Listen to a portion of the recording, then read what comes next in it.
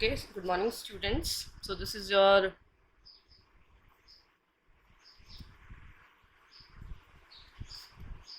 digital VLSI class. Okay, and in earlier lectures we were discussing logic styles. We have discussed CMOS as well as pseudo NMOS logic style for implementation of any digital circuit. And I received several doubts and queries from these students, and I hope I try to solve most of them. I received one request regarding this pass transistor logic style. This is one of the very good logic style. Although this logic style has several disadvantages too, but it has a very good advantage. That's why we use this logic style in many applications. Okay, so what is the logic style? This is pass transistor logic style. Pass transistor logic style. So pass transistor, if I talk about pass transistor, so this is nothing new. This is not a new transistor. Or you might be worried that I'm going to start a new transistor and I'm going to discuss or explain a new kind of transistor. No, this is not like this. Pass transistor is nothing but your NMOS and PMOS only. Okay. The only difference is that the way we are going to use these NMOSs or PMOSs is similar to pass. Like they are pass function actually. Means we are going to use NMOSs and PMOSs only, but here those NMOSs, NMOSs and PMOSs will work as a pass transistor, and they are going to simply pass the input to the output. And this passing of the voltage from input, I can say voltage or the binary signal also, I mean 0 or 1. So they are simply going to pass this input voltage to the output, and this passing of input to the output is being controlled with the gate. So it will act as a switch. Obviously transistor, one of the major application of any transistor is basically switch, and here I am going to use that particular functionality of NMOSs and PMOSs. So how we are going to implement, or how? So first of all, NMOSs and PMOSs are the pass transistor. We can use NMOS, we can use PMOS. Okay, so that's completely the application specific. But how to implement or how to use these NMOSs or PMOSs in implementation of any digital circuit, and what are the advantages and disadvantages of this PMOS pass transistor logic style? Okay, so first I'm going to start with very basic. Suppose you have an NMOS. Here you have an NMOS. So in the pass transistor logic style, we are going to use NMOS like this. Yeah, like a simple switch. Okay, so here suppose you have an NMOS. It is the control switch. It is the control here. Okay, so we can call it control terminal. Okay, it is the input and here is the output. So this is your NMOS. So because as we all know that NMOS works on 1, at 1 NMOS is on, at 0 it works as an off switch. So if this control terminal, if we apply 1, logic 1 at this control terminal of this, suppose your transistor name is M1.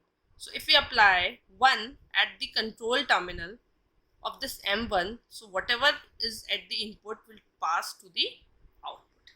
And if we apply 0 here, so it will not work, so your input will not pass to the output. It will act as a simple switch.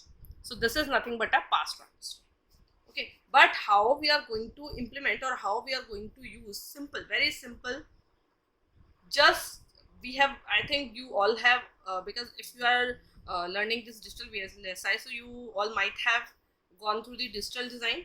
Okay, simple digital design, STLD, and in this digital design you might have designed many digital circuit using switches. Okay, so the same functionality, same mechanism I'm going to use here. How? Suppose, first of all, whenever we learn this pass transistor logic style, you need to know how to implement a mux using this pass transistor. So I'm going to start with a mux only. Initially, suppose we have a 2:1 mux. Okay. At 2:1 mux means when your S is equals to 0, your output is A. When your S is equals to 1, your output is B. Mux is like this. 2:1 means you have two inputs. Suppose your input A and B. One select line. Suppose this is S0 and this is your Y.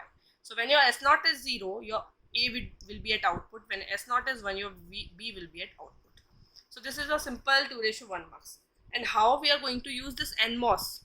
Now we call it pass transistor. So we are using NMOS as a pass transistor. So how to implement this mux using this NMOS pass transistor? So it is very simple. You have to use two NMOSes here. One is like this, similar to the switch structure. One is like this. Here you have, because you have two inputs, so suppose inputs are like this, A and B. Now this is your Y. Now the complete operation is depending upon the control terminals, gate. This control terminal is nothing but the gate of the transistor. Okay, so suppose I am applying S0 here. Okay, if your S0 is 0, this will not work. But what you want that at S0, when your S0 is 0, your Y will become A. But here, if S0 is 0, this transistor, because this is an NMOS, so obviously this will not work. So your A can't be at Y. So what I'm going to do, I'm going to apply S0 bar here.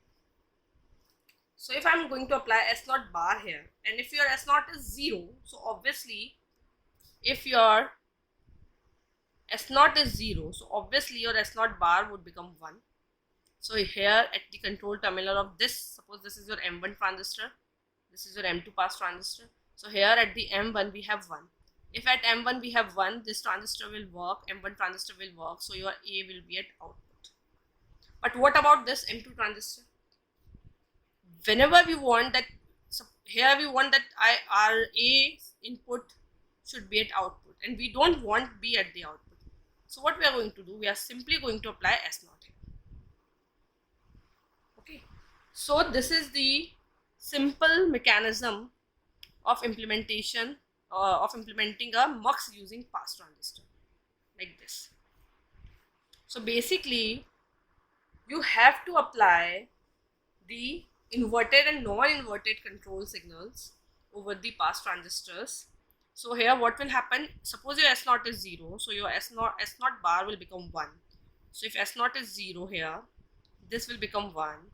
So at 0 this NMOS will not work. If at 0 this M2 will not work. Okay, but this M1 will work. So your B, if this is not working, so that means your M2 is basically off. So your B can't be at Y. So you will get Y is equals to A. Now, if your S0 is 1, so your S0 bar is 0. So your S0 bar is 0 here, your S0 will become 1. In this case, here this M1 will be in off state, your M2 will be in on state, so you will get B at the output. So this is what? This is a simple mux structure using pass transistor logic style. And here I am using NMOS as a pass transistor logic. Now suppose I want you to implement a mux 2:1 mux using pass transistor, but in that case you have to use PMOS as a pass transistor. So what you are going to do, it is very simple. PMOS as pass transistor. So first I'm going to discuss simple PMOS. So here we have a PMOS. PMOS we have bubble at the control signal. So this is your control terminal. Suppose this is your input, this is your output. So what's the behavior of PMOS? That PMOS, when control terminal is 1, Okay, I'm writing it down.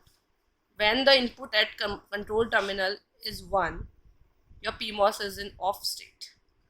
When the input at the control terminal is 0, here at the gate, your input will be in on state. That means your pass transistor, your PMOS basically works at 0 and your NMOS works at 1.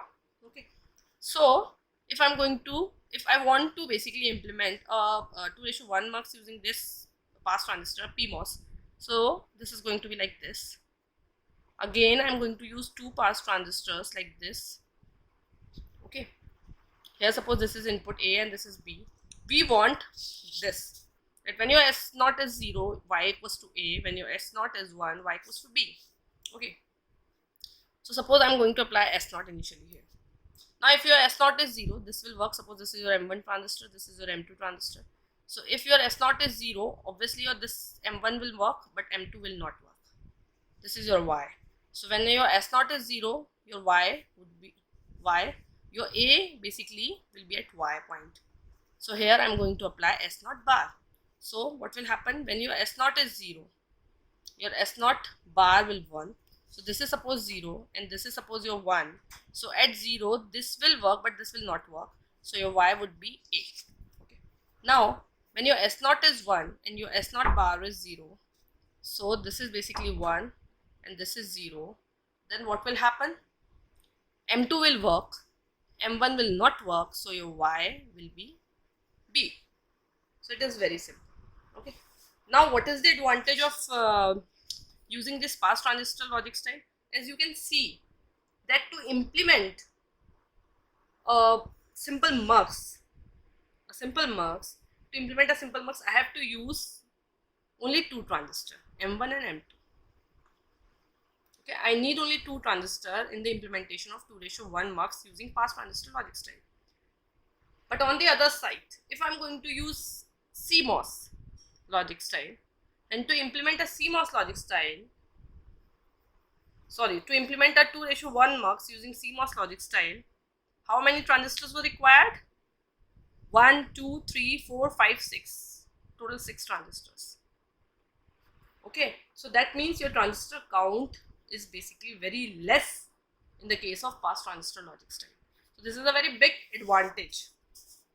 What is the advantage here? Advantage is less transistor count, very less. Okay, so this is one of the very big advantage of pass transistor logic style. But what is the disadvantage? Disadvantage is, as we have already discussed in our previous lectures, because here this is a simple NMOS. Okay, so there will be a threshold drop on each and every input when it will pass through the pass transistor. So if there is a threshold loss or threshold drop, so it will not give you full swing. So it is a disadvantage of this, no full swing. There would be a threshold loss in the signal. Okay, so I'll give you a brief about what is this threshold loss.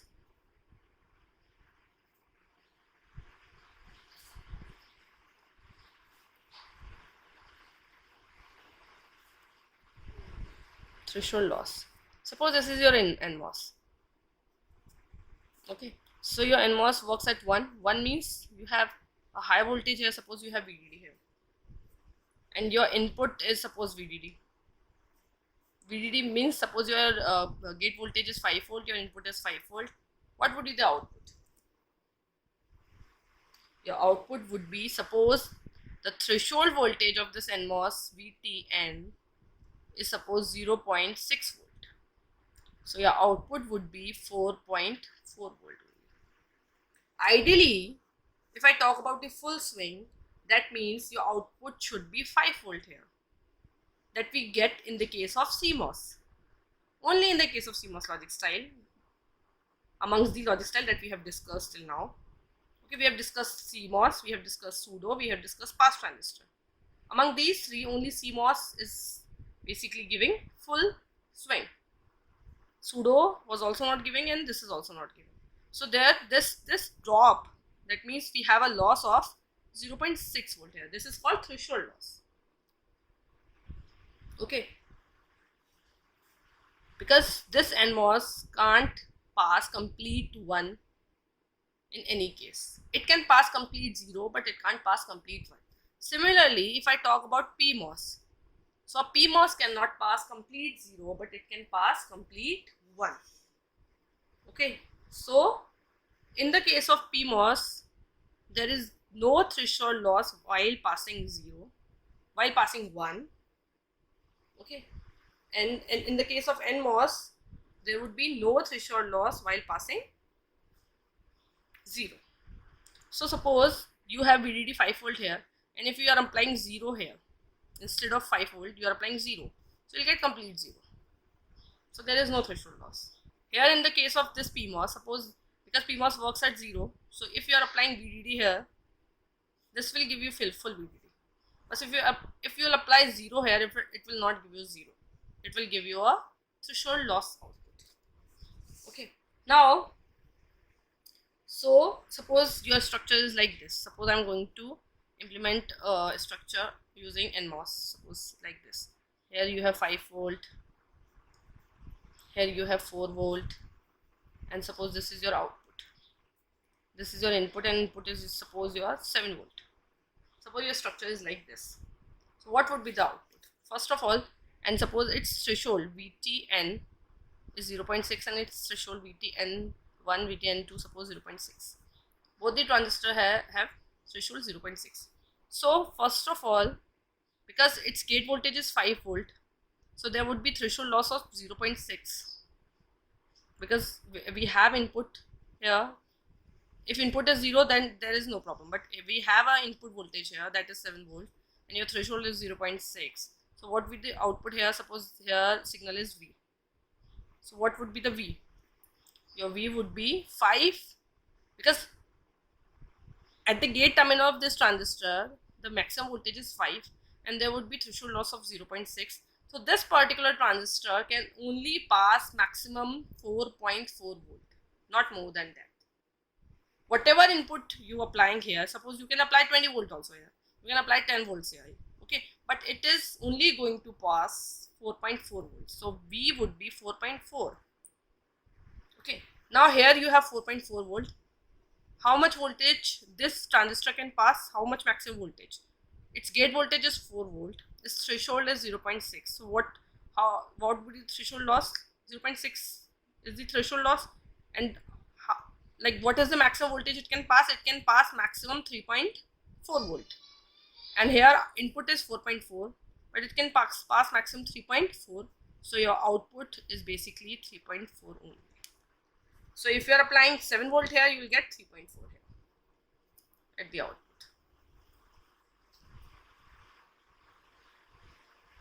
Okay, I am taking one more example. Suppose your structure is like this. Structure can be like this also.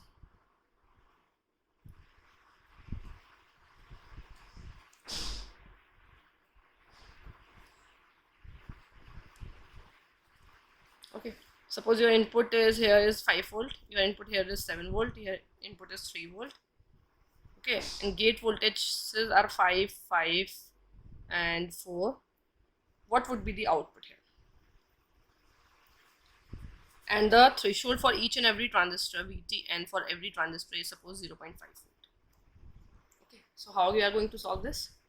Here input is 5 volt, gate voltage is 5 volt. If its gate voltage is 5 volt and its threshold is 0.5, what is the maximum voltage it can pass? It can pass maximum 4.5. It can pass maximum, so I'm naming the transistor first, M1, M2, M3, M4, M5. So if we talk about M1 transistor, its gate is 5 volt, its gate and voltage is 5 volt, its threshold is 0.5. What is the maximum voltage it can pass? It can pass maximum 4.5 volt. So if it can pass maximum 4.5 volt and its input is 5 volt, so what would be the voltage here? 4.5 volt. Okay. you can apply a voltage, any kind of voltage you can apply here. You can apply 10 voltage also. Then also if you apply 10 volts here, then also it will give you 4.5 volt, because its maximum range is 4.5 volt. Okay. Now if we talk about this transistor, suppose M2 transistor. In the case of M2 transistor, gate voltage is 5 volt. Your threshold is 0.5 volt. That means it can pass maximum 4.5 volt.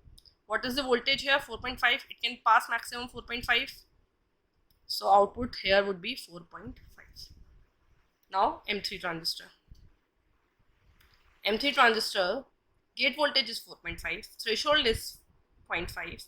So what is the maximum voltage it can pass? 4.5 minus 0.5 means 4 volts. And input here is 7 volt. So here output would be 4 volts only, because it can maximum pass 4. Now M4 transistor. Input here is 4 volt. Its threshold is 0.5.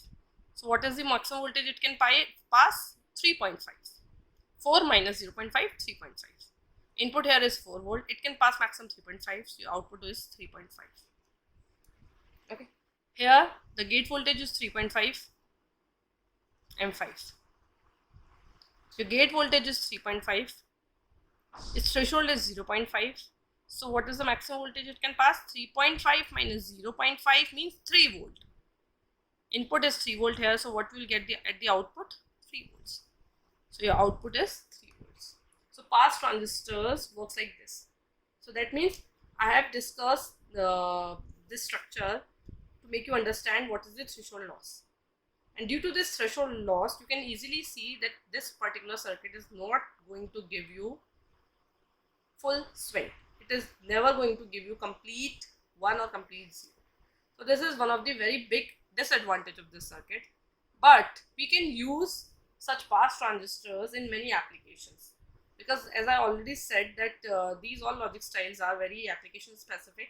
Suppose you have an application where area is the major concern, not the power dissipation or delay or etc. But area is one of your major concern. And as we all know that pass transistors, if we implement any digital circuit using pass transistor, it is going to use minimum number of transistors. So area would be less. So if your application requires minimum area, then you can easily use pass transistor logic style. Okay. So now I'm taking one more example, because we were discussing implementation. One more example where we can implement, how we can implement any circuit. Suppose I want to implement an AND gate using pass transistor logic style.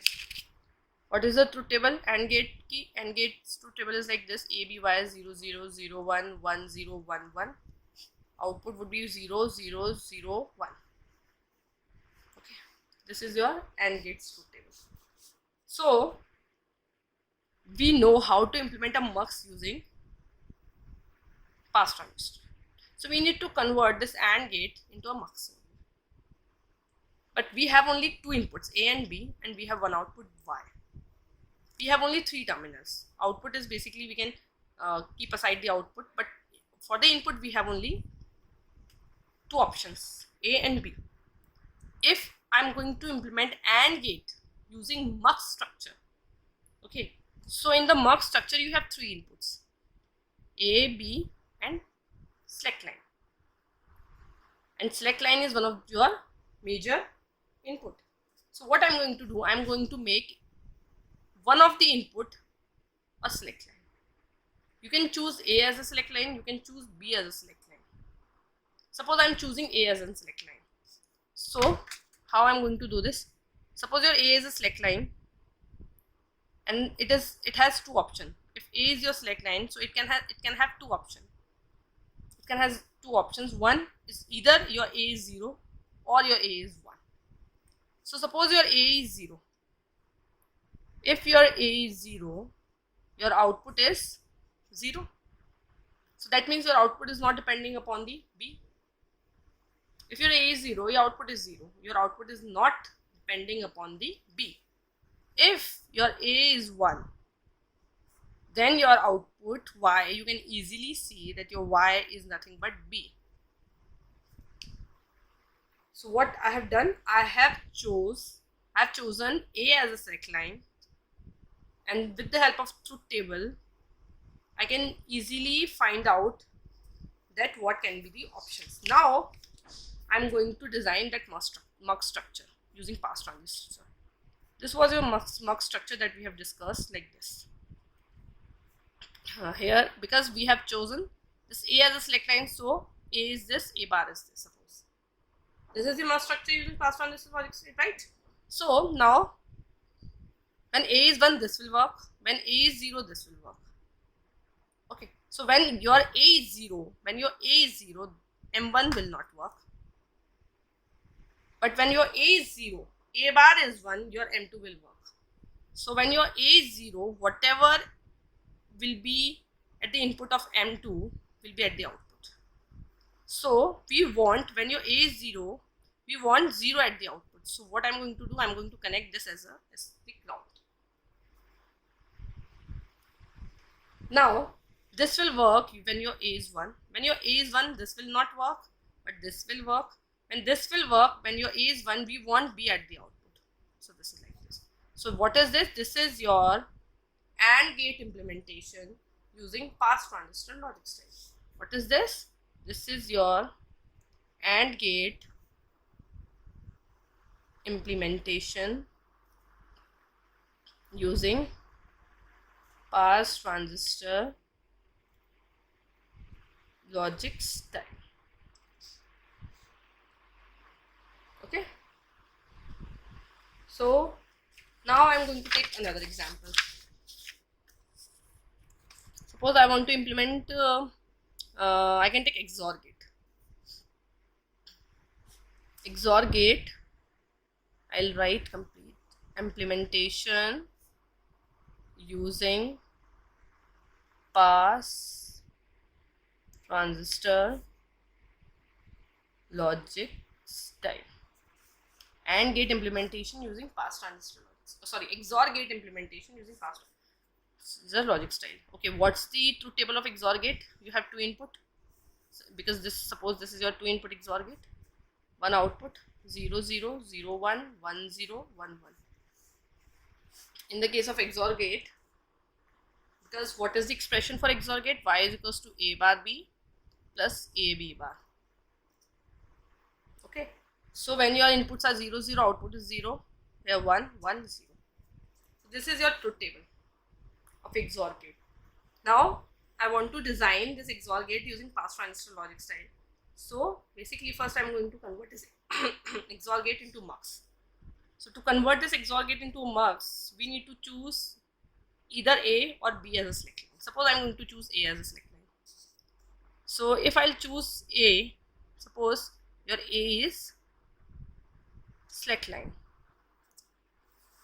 So if your A is 0, your output is, we can easily see 0 0 1 1. Your output is nothing but B. And if your A is 1, your output is simply B bar. Okay, so now I'm going to design this. First I'm going to design a mux using pass transistor like this.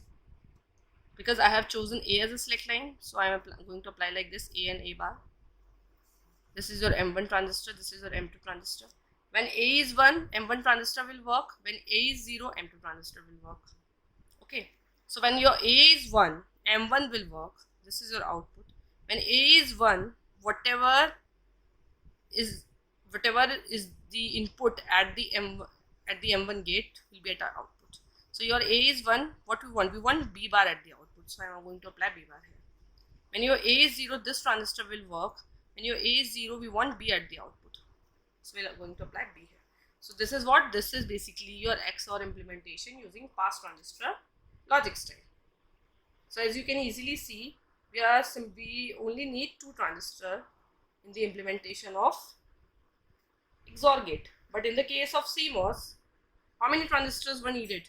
1 2 3 4, 4 plus 4, 4 for NMOS, 4 for PMOS, so 8 number of transistors. Okay, so you can easily see that the number of transistor count is very less in the case of PMOS pass transistor logic style. Okay, so basically there is an explanation of this. Whenever we have an expression where the variables are in both the form unit and binary. Unit binary means where variables have inverted and non-inverted terms, like this XOR, where A is in the original form also and inverted form also. B also has normal form and inverted form. So the same is for the mux also. Okay, so where in the expressions or the digital circuit, where in the expression you have both the variables, like you have variables in both the form, original and inverted form. PMOS transistors, these pass transistor logic style gives you better result in comparison to CMOS logic style. Okay, but you have digital circuits like this AND gate, OR gate. Okay, in such kind of logic style, simple combinational circuits where you don't have, suppose I'm talking about AND gate, y is equals to a dot b, OR gate, y is equals to a plus b. In these expression you don't have any like inverted options, n b, but you don't have a bar, b bar here. Okay, so in such circuit CMOS logic style gives you better result, but in these kind of circuits pass transistor logic style give you better results. Okay, so this is all about pass transistor logic style. In next lecture we'll discuss pass gate. Okay, thank you.